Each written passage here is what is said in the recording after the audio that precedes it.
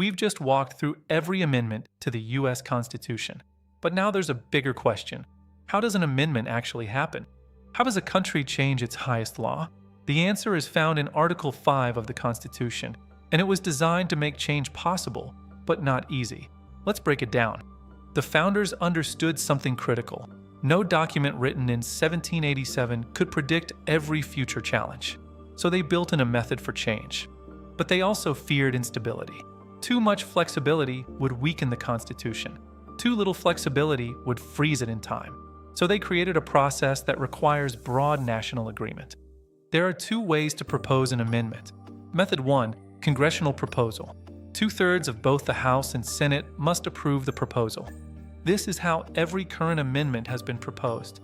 2/3 is a high bar. It requires bipartisan cooperation and national consensus. Method 2, constitutional convention.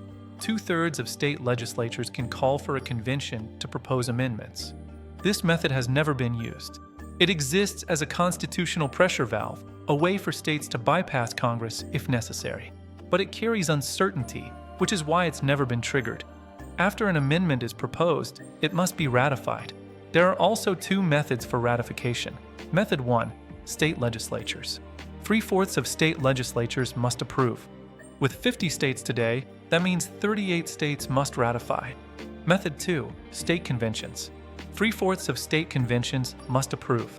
This method has only been used once, for the 21st Amendment, which repealed prohibition. 2/3 to propose, 3/4 to ratify. That's not accidental. It ensures regional agreement, political consensus, national legitimacy. Amendments cannot pass by narrow majority. They must represent broad agreement across the country. Over 11,000 amendments have been proposed in Congress. Only 27 have been ratified. That tells you how difficult the process is. The Constitution changes slowly by design. Sometimes Congress sets a deadline for ratification. Most modern amendments include a 7-year deadline. But not all amendments had one. That's how the 27th Amendment was ratified more than 200 years after it was proposed. Article 5 includes one permanent protection. No state can be deprived of equal representation in the Senate without its consent. That's the only explicit unamendable clause. Everything else can, in theory, be changed if consensus exists. The amendment process reflects a balance: stability, flexibility, federalism, democracy. It ensures that change is possible, but only when the country agrees at scale. The Constitution is not frozen, but it is not fragile either. Amending the Constitution requires more than passion. It requires unity, and that's the point. The power to change the Constitution ultimately belongs to the people, but only when enough of the nation agrees.